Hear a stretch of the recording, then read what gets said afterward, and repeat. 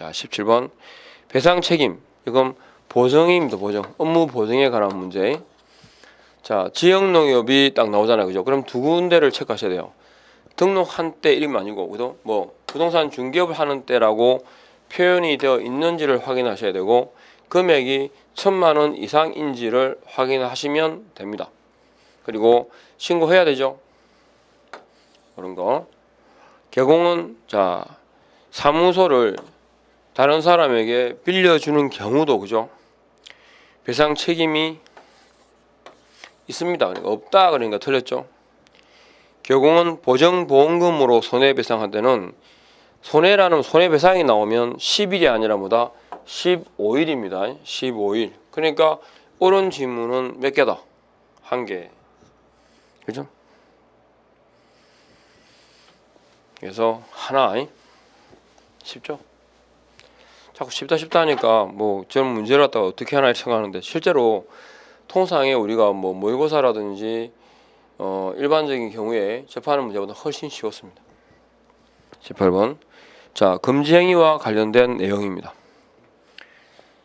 옳은 것을 모두 골라라. 그죠? 법정. 그러니까 간단합니다. 이거는 뭐라 해야 되냐? 3대2 1대1 종류를 지금 구분하는 거거든요. 3대2는 관, 직, 상, 투 해가지고 배우셨고, 1대1은 매, 무, 보, 그 네 가지 해당되는 데 보면 되죠. 자, 이게 여기 쌍이죠. 그러면 3대2죠. 쌍. 그 다음에 매 1대1. 그 다음에 관련 있는 데서 관 3대2. 그 다음에 보수 있죠. 보 1대1. 쉽죠? 3대2 맞고 1대1 맞고 3대2인데 틀렸고, 요거 1대1인데 그죠? 보니까 3대2 됐으니까 틀렸고, 답은 기억 니은이죠. 이런 형태는 정말 생각이 필요 없는 문제잖아요.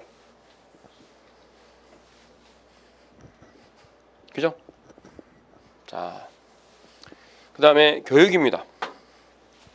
교육도 누가 누구 받나 이렇게 하면 돼요. 교육은 실무교육하고 직무교육이 있고, 실무교육 받은 사람이 받는 게 연수교육이다. 이렇게 딱 정리하고, 그러면 실무교육은 등록 신청자가 받는 거고, 직무교육은 누구? 중개 보조원이 받는 거.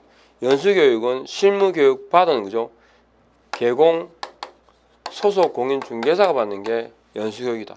그러면 실무교육 받은 개공은 실무교육 받은 후 2년마다 시도지사가 실시하는, 아까 그랬죠. 실무교육 받은 사람이 받는 게 뭐라고? 연수교육입니다. 틀렸고. 분사무소 책임자가 되고자 하는 공인중개사는 고용신고일 전 1년 이내에 시도지사가 실시하는 무슨 교육을? 그죠? 실무교육입니다.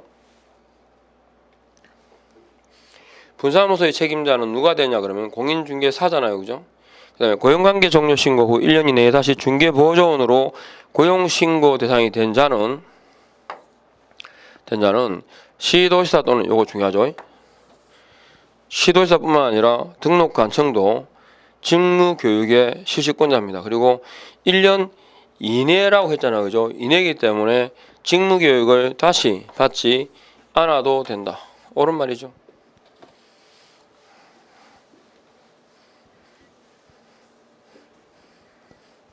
그리고 실무교육은 시간이 28회 32시간이고 연수교육은 딱 이 하품의 절반.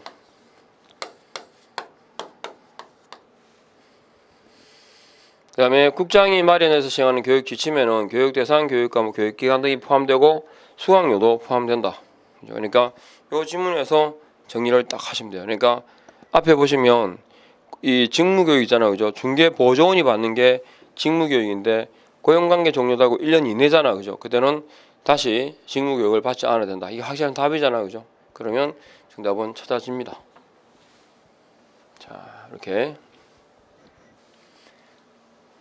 그 다음에 업무정지 사유인 동시에 소공의 자격정지인 경우를 찾아라 그랬는데, 업무정지인 경우다. 자, 한번 볼까요? 최근 1년 이내에 2회 이상 업무정지를 받고, 원래 1년 내 2회 이렇게 나오면 이건 업무정지인가 보다. 1년에 3회 이상 그러면 이게 자기역 그죠? 3회 이상 그러면 상치다 이렇게 이해하시면 돼요. 상치. 근데 1번은 업무 정지에다가 다시 과태료 처분을 받았으니까 이 경우는 이제 업무 정지로 끝나는 거죠. 자격 정지와는 관계없고. 그다음에 계약서 사본을 보존 기간 동안 보존하지 않았다. 그럼 이건 서면 관련 위반은 업무 정지다 보시면 되고요. 그리고 소속 공인중개사가 위반하면 자격 정지다 이렇게 공통이다 보시면 돼요. 아셨죠? 그 다음에 요거 공통이 될 거고. 교부 보존이라는 건 자 이것도 하나죠. 제가 미스할 뻔했는데 사본을 보존해야 되는 경우 이거는 업무 정지로 끝납니다. 이것도 업무 정지고 이것도 업무 정지고. 왜냐하면 소속 공인중개사가 이 보존할 의무가 있지는 않거든요. 세 번째, 거래계약서를 작성 교부하지 않았다. 이것도 뭐다? 거래계약서를 작성 교부하지 않았으니까 업무 정지. 확인 설명서에 그죠? 공통으로 결치는 경우는 서명 날인밖에 없습니다. 서명 날인밖에. 이게 이제 확인 설명서 서면은 이건 업무 정지면서 자격 정지가 되겠죠. 설명서를 교부 보존은 누구 의무라고? 개공의 의무이기 때문에 그죠? 교부 보존이 개공의 의무라는 것만 알면 자격 정지가 될 수 없다는 거 아시겠죠, 그죠? 그래서 정답은 4번이 되겠습니다.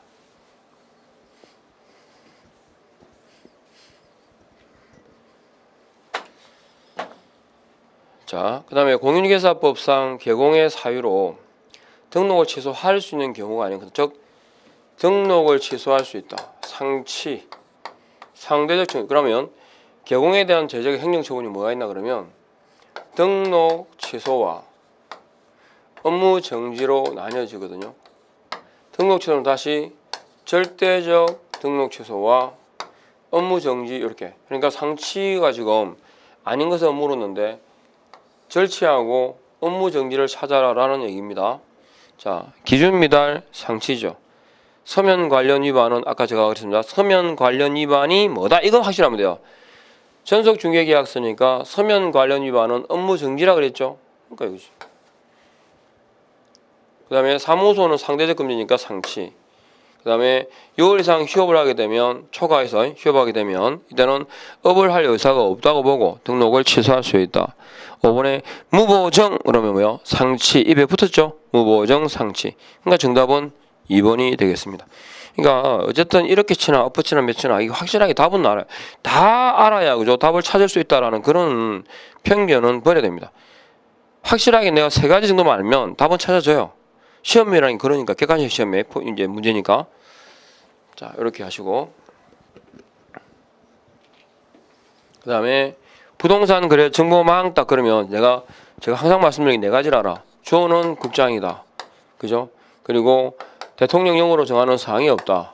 그 다음에 이용하는 사람은 개공들끼리다. 위반하더라도 그죠? 지정은 취소할 수 있는 경우밖에 없다. 이게 이제 포인트. 자, 그러면 거래정보사업자는 의뢰받은 내용과 다르게 차별 공개하면 안 되죠. 그죠? 맞는 말이고. 거래정보사업자는 누구로부터? 개공으로부터 의뢰받은 정보에 한해서만 공개됩니다. 거래정보사업자가 정당한 사유 없이 지정받은 날부터 1년 이내에 설치 운영하지 않으면 그 지정은 여기 있죠? 뭐밖에 없다고? 재량 취소 처분밖에 없다. 아셨죠? 그러니까 끝나는 게 취소해야 된다라고 끝날 수가 없어요. 취소할 수 있다라 끝나야 되지. 그럼 바로 이거잖아요. 정답은 3번. 아셨죠? 그 다음에 정보사업자, 그죠? 운영규정 딱 그러면 3월이죠? 3월 이내에 운영규정을 정해서 누구의 승인? 국장의 승인을 얻어라. 5번. 개공은 거래가 완성된 때는 지체 없이입니다. 지체 없이 거래정보사업자에게 계약 사실을 통보해줘라. 까지, 그죠? 이렇게 정리를 하시면 되겠습니다. 23번 공인중개사법상 개공갑에 대한 처분 그랬습니다. 일단 지금 이 갑이 등록증 대여잖아요. 그죠? 대여를 했고 2개월 후에 폐업을 했죠. 폐업을 하고 그러니까 하다가 이제 폐업을 했죠. 폐업을 하고 2년을 쉬었다. 그죠? 2년간 쉬고 다시 뭐 했다? 재등록이죠. 재등록의 경우입니다. 자, 이랬을 때 등록을 하고 업무를 계셨는데 대여 행위를 이유로 업무 정지 처분을 할 수 있다. 지금 일단은 이게 업무 정지 사유 자체가 아니죠. 등록증 대여라고 하는 것은 절대적 등록 취소였기 때문에 행령 처분 자체가 맞지 않습니다. 일단은 X. 그리고 만일에 업무 정지 사유였다더라도 또 2년이 지났기 때문에 행령 처분 자체가 안 됩니다. 업무 정지는 1년이고 1년. 그다음에 년. 갑이 미성년자를 중개 보조원으로 X 첫 번째 X. 미성년자를 중개 보조원으로 고용한 날부터 45일 만에, 그러니까 2월 2달이 60일이잖아요. 그죠? 대략. 근데 6개월 이내에 고용 관계를 해소했으니까 이를 이유로 업무 정지 처분을 할 수 있다. 없다 아셨죠? 2월 이내에 해소하면 그렇지 않다라고 되어 있으니까.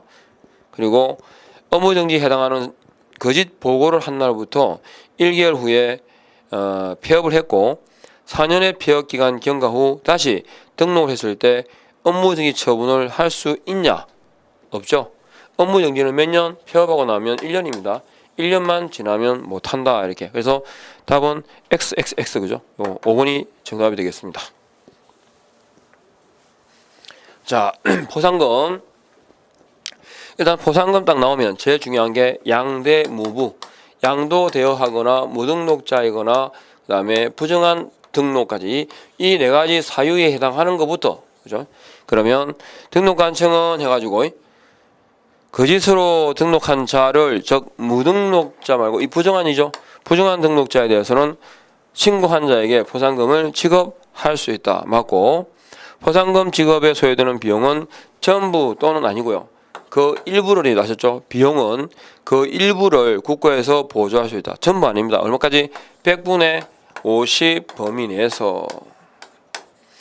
그 다음에 건당 50만 원이고 지급 신청서를 제출받은 등록관청은 포상금 지급을 결정한 날부터 매달 1월 이내에는 지급 결정일이니까 결정했으니까 1월 이내에 그때는 지급해야 됩니다. 처음에 이제 신고 고발하게 되면 지급할 수 있지만 이때는 결정됐기 때문에 지급해야 된다.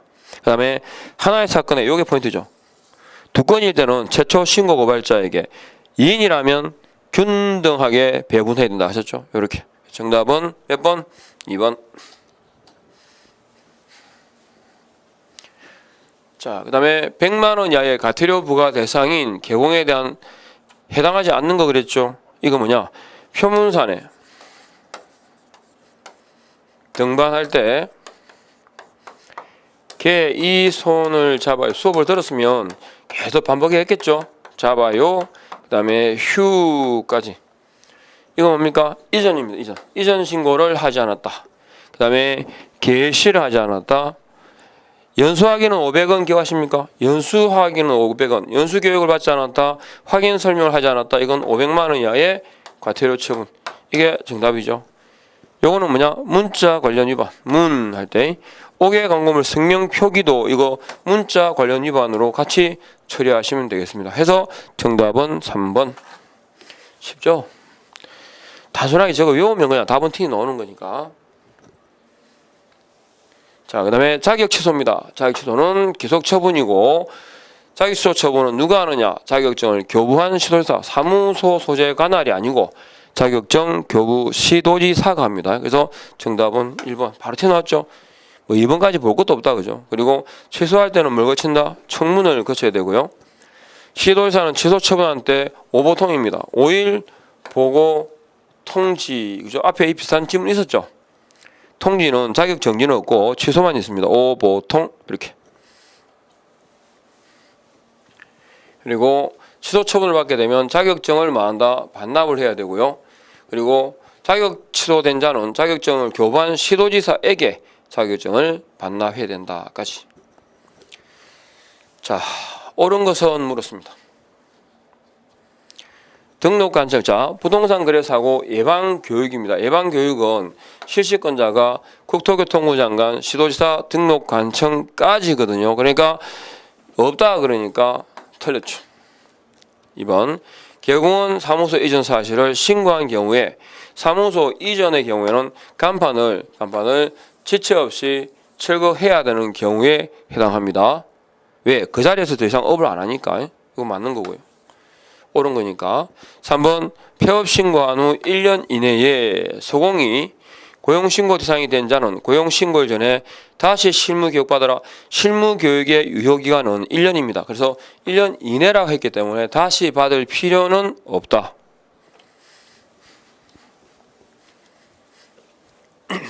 4번 기업공인인증서가 조직한 자 독점법 위반이죠.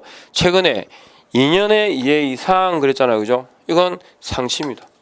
등록을 취소할 수 있는 경우다 그럴 때 대표적인 게 1년에 3회 이상이라고 나오는 거, 그 다음에 2년에 2회 이상의 경우까지 해서 기억을 하시면 되고, 이 경우는 자격 취소가 아니라 등록을 취소할 수 있는 경우다. 이렇게 특히 뭐 헷갈릴 염려가 없죠. 절치상치가 아니라 아예 자격 취소라 나왔으니까. 그 다음에 중개보조원은 표시 광고를 할 수 없습니다. 표시 광고는 누가 한다? 기업공인중개사가 합니다. 아셨죠? 중개대상물, 의뢰받은 중개대상물에서 광고할 수 있는 사람은 누구밖에 없다? 기업공인중개사밖에 없다. 그죠? 제가 축 치고 가니까 사실은 좀 쉽죠, 그죠? 쉬워 보이죠? 아마 이 17에도 이렇게만 나오면 딱 진짜 그죠? 포인트 항상 수업만 열심히 들어도 충분히 그죠? 커버할 수 있습니다. 아니 앞으로도 뭐 다르게 어떻게 나와도 마찬가지지만 아셨죠? 수업 시간에 그리고 같은 내용을 계속 반복한다는 거에 포인트를 두세요. 자격 시험은 상대평가가 아니라 절대평가는 얼마나 많이 아느냐가 중요한 게 아니라 얼마나 정확하게 아셨죠? 작게 알아도 얼마나 정확하게 아느냐 이게 포인트거든요. 자꾸 그걸 무시하시면 안 돼요. 그러니까 시험 공부하시는 수험생 입장에서는 하나라도 좀 더 불안하니까 계속 범위를 넓혀. 범위를 넓히면 머리만 아파요. 아셨죠? 그 과목에서 담당하는 그 강사분들이 말씀하시는 그 내용이면 시험 자격증 따는데 충분합니다. 충분해. 아셨죠? 괜히 그 사람을 본인 스스로를 괴롭히지 마시라고. 실제로 시험에 넣어도 안 하는 거 가지고. 아시겠죠? 자, 그 다음에 부동산 거래 신고입니다. 부동산 거래 신고에서 거래 신고를 해야 되는 경우 여기 있죠. 선정된 지위 이게 뭐냐면 입주권이죠. 입주권도 신고 대상이다. 맞는 말이고 중개사무에 해당한다고 해서 모두가 그죠. 대상물이 되는 건 아니다. 즉 대통령령에 의한 경우는 제외됩니다. 거래 신고받은 등록관청은 이렇게 신고 내용이 확인한 뒤에 신고 필정을 언제 요거 적시 일부 제재 그래가지고 적시라는 요 기간 표현을 사용하는 경우를 좀 구분하시라고 말씀을 드렸고 그 다음에 거래 신고하려는 경우는 부동산 거래계약 신고서에 서명 또는 날인하여 중개사무소 아니죠 누구한테 요건 우리가 등록관청이라고 얘기하지만 신고 부동산 거래 신고는 중개사무소 소재 관할청이 아니라 부동산 소재 관할청입니다. 부동산 해당 부동산 소재지 관할청에다가 5번 거래 신고를 해야 하는 개공의 위임을 받은 소속 공인중개사는 부동산 거래계약 신고서의 제출을 대행할 수 있다. 소공이죠, 그죠? 대행 딱 그러면 기억하실 건 소공이 하는구나. 그리고 방문 신고만 되는구나. 뭐 이 정도는 그죠? 습관처럼 기억해야 됩니다. 그 다음에 거래계약서 작성입니다. 거래계약서는 법정 서식이 아니라 임의 서식이고 국토교통부 장관이 표준 서식을 정하더라도 권장할 수 있다라고 되어 있기 때문에 사용 의무는 주어지지 않습니다. 그러니까 바로 답이 튀어나오잖아요. 사용해야 한다 그러니까 시험이 쉬운 거라. 1번에 정답을 올려놓는 경우는 쉬운 거거든요. 그러니까 애매한 지문 자체가 별로 없어. 그 다음에 이중계약서가 나오면 원래 제가 아까 그랬죠. 서면 관련 위반은 서면이라 해보면 뭐 전속중개계약서, 확인설명서, 거래계약서인데 서면 관련 위반은 제재가 업무정지예요. 근데 딱 한 개가 뭐냐면 상체예요. 그게 이거예요. 이중계약서. 거래금액을 거짓으로 기재하거나 서로 다른 둘 이상의 계약서를 작성하는 경우 있죠. 요거 두 가지. 요 두 가지 경우만 유일하게 뭐다? 등록을 취소할 수 있고 나머지는 다 서면과 관련된 위반은 뭐다? 업무정지다. 이렇게 업무정지다. 이제 뭐 입에 어차피 뭐 공부를 하셨으면 상관이 없지만 이제 하고 계실 거면 할 거면 그러니까 귀에다가 그죠 적응시키는 괜찮아요. 서면 관련 위반은 업무정지다. 그죠? 그리고 서로 다른 둘 이상의 이중계약서를 쓰면 안 되겠죠? 넘어가고. 그다음에 개공은 거래계약서를 몇 년간 사본을 5년간 보존해야 되고요. 거래계약서에는 소속 공인중개사가 딱 나왔죠? 아까 보셨잖아요. 이 지문. 소속 공인중개사가 서명 및 날인을 해야 되는 의무가 있을 때는 앞에 당해 중개 행위를 한 그다음에 뒤에 함께라는 부사가 따라왔을 때 아시죠? 따라왔을 때 서명 날인 의무가 주어집니다. 자, 30번 전속 중개 계약에 관한 내용인데 지금 이 지문은 개업 공인중개사가 이제 이행할 뭐 의무 사항들이거든요. 개공은 일단 전속 중개 계약이 체결되면 2주에 1회 이상은 업무 처리 사항을 문서로 그죠? 문서라는 걸 통지해야 됩니다. 문서로. 그다음에 전속 중개 계약은 3월 원칙 약정 우선이거든요. 근데 약정 없는 경우라고 했으니까 3개월이 되고 전속 중개 계약을 체결하게 되면 그 계약서는 몇 년간 5년이 아니고 3년간. 그래서 수업 시간에도 늘 말씀드렸던 우리 전국 확대하는 거. 전속 중개 계약서는 국토부령으로 정하는 기간 3년. 확인 설명서는 대통령령으로 정하는 기간 3년. 이렇게 하셨죠? 간단하게. 그다음에 네 번째, 개공은 의뢰인의 비공개 요청한 경우에 정보를 공개해서는 아니 된다. 아니할 수 있다가 아니고 금지라는 걸 기억하셔야 되고요. 전속 중개 계약에서 정하지 아니한 사항에 대해서 여기 포인트입니다. 정하지 않은 사항은 뭐 할 수 있다. 별도로 정할 수 있다. 다시 말해서 뒤집어서 전속 중개 계약에서 정한 사항에 대해서는 약정을 할 수 없다라는 얘기죠. 그래서 정답은 3번. 자, 그다음에 중개보수에 관한 계산 문제입니다. 물론 나올 거라 생각했었고 정말 예상했던 문제들이죠. 어떤 경우냐 그러면 이게 오피셀이 시험 문제가 딱 나오잖아요. 오피셀에 관한 문제가 나오면 이거 일단은 우리가 구분할 게 이게 주거용이냐 아니면 업무용이냐를 보셔야 돼요. 주거용의 경우에 오피셀은 매매 기한의 기죠. 매매 교환 경우하고 임대차 경우하고 해가지고 요율이 그죠? 1000분의 5, 0.05, 이거 0.04로 일단 정해져 있지만 업무용 오피셀은 그 외입니다. 즉 주택 외로 빠져가지고 이 경우에는 1000분의 9입니다. 그죠? 0.09 요걸 적용하거든요. 일률적으로.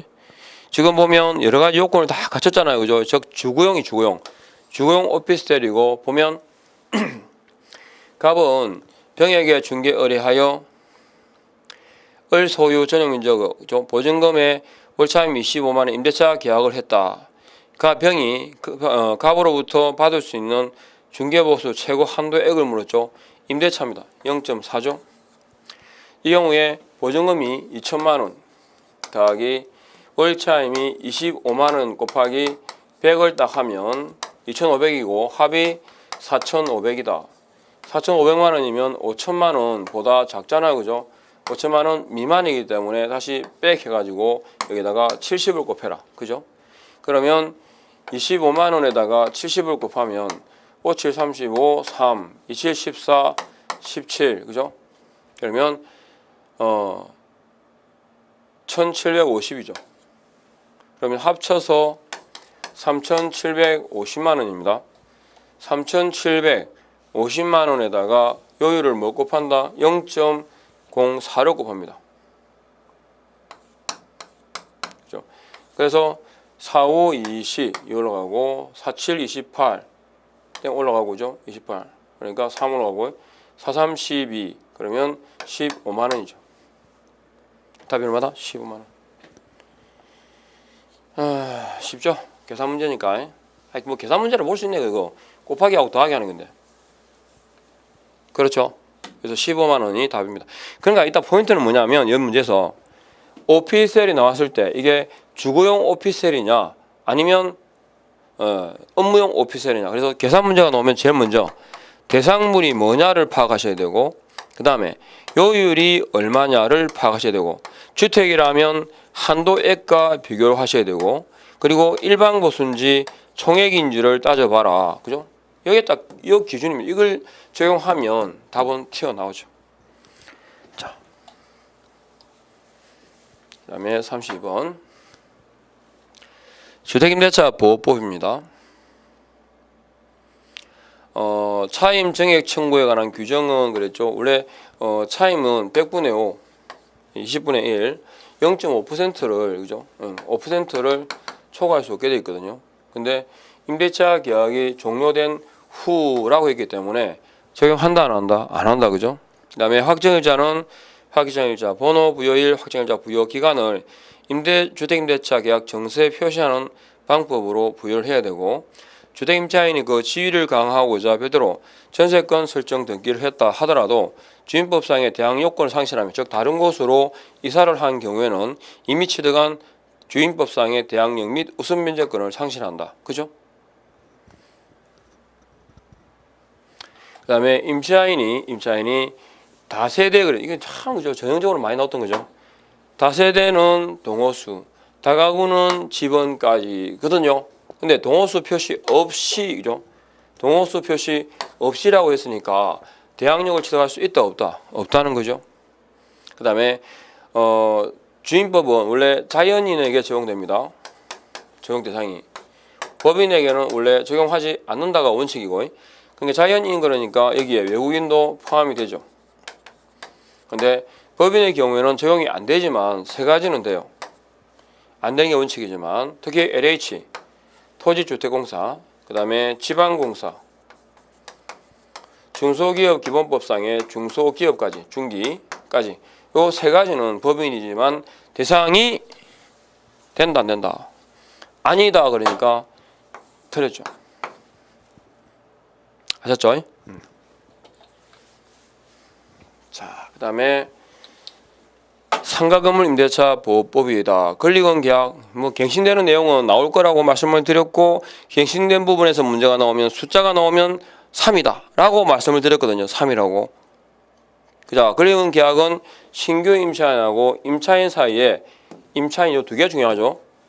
권리금을 지급하기로 하는 계약을 말하고 임차인이 3기의 차임액에 달하는 연체를 했을 때는 계약을 해지할 수 있습니다. 그 다음에 국토교통부 장관은 감정평가 절차 방법에 관한 기준을 고시할 수 있고요. 누가? 국장이. 그 다음에 국토교통부 장관은 권리금 계약을 체결하기 위한 표준권리금 계약서를 정하여 사용을 권장할 수 있다. 누가? 국장이. 그 다음에 보증금이 전액 변제되지 아니한 대항력 있는 임차권은 임차 건물에 따라 경매가 실시된 경우에 그 임차 건물에 매각되면 소멸된다. 아니죠, 그죠? 임차권은 지금 대항력 있는 임차인이잖아요. 그러면 잔존 금액에 대해서 인수해야 됩니다. 누가? 매수자가 그죠? 인수해야 된다. 이렇게 이 정도만 보시면 되고 정답은 5번. 자, 그 다음에 기업 공인중개사가 농지 임대차 그랬는데 일단 틀린 것은 그랬잖아요, 그죠? 선거에 따른 공직 취임으로 인하여 일시적으로 농업 경영에 종사하지 아니하게 된 자가 소유하고 있는 농지는 임대할 수 있다. 농업 경영, 즉 농지 임대차는 서면 계약에 의한다, 그죠? 그리고 농지 임대차 기간은 우리가 이제 주임법, 상임법, 농지법까지 해가지고 최단 기간에 제한을 두거든요. 주임법은 2년, 상임법은 1년, 농지법은 3년입니다. 그렇죠? 그러니까 농지법도 3이라는 숫자를 말씀드렸는데 대부분 경우가 그래서 3번 요거 잘못된 지문. 그다음에 농지 임대차의 당사자는 임차료에 관하여 협의가 이루어지지 아니한 경우에 시장군수 구청장에게 조정을 신청할 수 있고 임대농지의 양수인은 농지법에 따른 임대인 지위를 승계한 것으로 본다. 보시면 사실은 그죠? 우리 그 농지법에서 즉 공인중개사법이 아니라 농지법에 관한 내용을 언급할 때 뭐 4번 지문이라든지 그다음에 뭐 일본의 선거로 뭐 이거죠. 임대 가능한 경우도 이런 거 있잖아요. 그죠? 이런 경우는 사실은 잘 안 봅니다. 주로 언급되는 게 요 두 개 정도는 봐요. 그러니까 다 알아야 답을 찾는다는 그런 생각을 하시면 안 돼요. 내가 알고 있는 걸 얼마만큼 정확하게 아느냐? 그러면 답은 나와. 아셨죠? 예. 자, 이렇게 보시고 35번 토지 매매입니다. 기본 확인 사항은 개공이 조사하는 경우를 말한다. 그리고 토지라는 게 지금 포인트죠. 대상물은 확인 설명서가 나오면 일단 보셔야 되고요. 그러면 기본 확인 사항이 아닌 것은 물었죠. 뭡니까? 즉 세부 확인 사항이 뭐냐 이 말인데 세부 확인 사항은 실제 상환 해가지고 요거거든요. 그러니까 뭐겠습니까? 실제 붙는 게 뭐 있노? 답은 바로 튀어나오잖아, 그죠? 실제 권량 2번. 그러니까 기본 확인 사항이 아닌 것은 이게 정말로 문제가 탁 보면 답이 탁 튀어나왔을 거라 봅니다. 자, 넘어가고 역시 이것도 확인 설명에서 나오면 딱 비주거용 여기 딱 체크하시고 시작해야 되죠. 틀린 것은 표시의 대장 등을 통해서 확인한다. 그 다음에 등기부 계사항은 등기부 증명서를 건폐율, 용적률은 시군 조례에 따라서 중개보수는 자 여기 있죠. 실제 거래 금액을 기준으로 아니고 확인 설명은 봐요. 늘 말씀드렸던 거잖아요, 이거죠. 확인 설명한 사항을 서면화 시킨 게 설명서다. 설명한 걸. 그러면 확인 설명은 언제까지 이루어진다? 중개가 완성되기 전까지다. 중개 완성 전까지다. 그러니까 중개 완성 전까지다. 그러니까 중개 완성 전이잖아, 그죠? 중개 완성 전까지. 그러면 어떻게 하느냐? 중개 완성 이전까지다라고 되어 있기 때문에 실제 거래 금액을 안다, 모른다. 모른다. 그러니까 실제 거래 금액이 아니라 거래 예정 금액이 됩니다. 중개보수는 거래 예정 금액을 기준으로 계산하고 협의가 없는 경우에 부가세는 포함되고 부가세는 별도입니다. 아셨죠? 부가세 별도입니다. 공동중개 시에는 관여한 개공이 모두 다 서명 날인해야 된다. 이렇게 보시면 되고 해서 정답은 4번. 자, 경매입니다. 그날 입찰에서 그날 낙찰받는 게 기일 입찰인데 기일 입찰은 자 여기 있죠. 매수가가 아니라 뭐다? 입찰 보증 금액이 혹은 이 신청 보증 금액이 매수가가 아니라 최저 매각가의 10분의 1을 말합니다. 최저 매각가의 10분의 1. 그 다음에 매각 허가 결정이 확정되면 법원은 대금 지급 기한이죠. 그죠? 기한을 정해서 틀린 거임. 대금 지급 기일이 아니고 기한까지 매각 대금을 지급하면 됩니다. 그 다음에 민법, 상법 등의 우선 면제 청구권이 있는 채권자는 배당 요구를 언제까지 할 수 있느냐? 매각 결정 기일이 아니고 첫 매각 기일 이전까지. 배당 요구 종기가 매각 결정 기일이 아니라 매각 기일입니다. 첫 매각 기일 이전까지. 그 다음에 매수인은 부동산 이의 유치권자에게 유치권을 담보하는 채권을 변제할 책임이 있죠. 매각 부동산 위의 전세권은 저당권에 대항할 수 있는 경우라도 전세권자가 대항할 수 있는 이라는 말은 선순위의 전세권자도 이 말이죠. 배당 요구를 하게 되면 소멸된다. 이렇게. 38번 매수 신청 대리 등록에 관한 문제입니다. 일단은 중개업을 폐업하잖아요. 그러면 매수 신청 대리 등록도 취소가 되거든요. 근데 폐업으로 인한 경우는 어떤 제재를 받아서 그죠? 규제를 받아서 취소된 경우가 아니기 때문에 등록에 취소가 되더라도 3년이라는 결격 기간을 적용하지 않는다라는 게 옳은 표현이고, 그 다음에 매수 신청 대리 사건, 즉 대리인이 된 그 사건에 대해서 자기가 매수 신청을 하면 안 되겠죠, 논리적으로도. 그죠? 그래서 역시 맞는 말이고, 개공은 매수 신청 대리가 관하여 위임인으로부터 수수료를 받은 경우에 영수증에는 중개행위에 사용하기 위해 등록한 인장을 사용해야 된다. 그죠? 그러니까 별도로 인장 등록을 할 필요는 없지만 등록된 인장을 사용해야 된다라는 경우고, 그 다음에 소공은 매수 신청 대리 등록할 수 있다. 아니다. 매수 신청 대리 등록은 오로지 누가? 개공이 합니다. 개공이 하셨죠. 그래서 4번이 답이죠. 그 다음에 법원 행정처장이 인정한 특별한 경우에 간판에 법원이라는 인정하는 경우에 특별히 예외적으로 사용할 수 있다. 이렇게 기억을 하시면 되겠습니다. 그래서 잘못된 표현은 4번에 소속 공인중개사는 하는 거 있잖아요. 그죠? 기업 공인중개사, 특히 공인중개사인 기업 공인중개사나 법인인 기업 공인중개사만 가능하다. 이렇게. 자, 외국인 토지법입니다. 외국인의 토지취득에 관한 설명으로 옳은 것은 외국인 토지법은 상속 경매가 계약 외 원인이죠. 계약 외 원인에 의한 토지 취득에도 적용합니다. 그러니까 외국인이 토지를 취득하는 경우는 신고에 의한 경우와 허가에 의한 경우가 있는데, 신고에 의한 경우는 계약을 원인으로 하는 경우, 계약 외 원인으로 인한 경우, 그 다음에 계속 보유까지 해가지고 총 3가지 경우로 해서 취득을 하는 경우죠. 그러니까 맞는 잘못된 표현이죠. 그러니까 그 다음에 외국인은 부동산 거래 신고법에 따라 부동산 거래 신고를 한 경우에도가 아니고 경우에는 외토법에 의한 신고를 할 필요가 없습니다.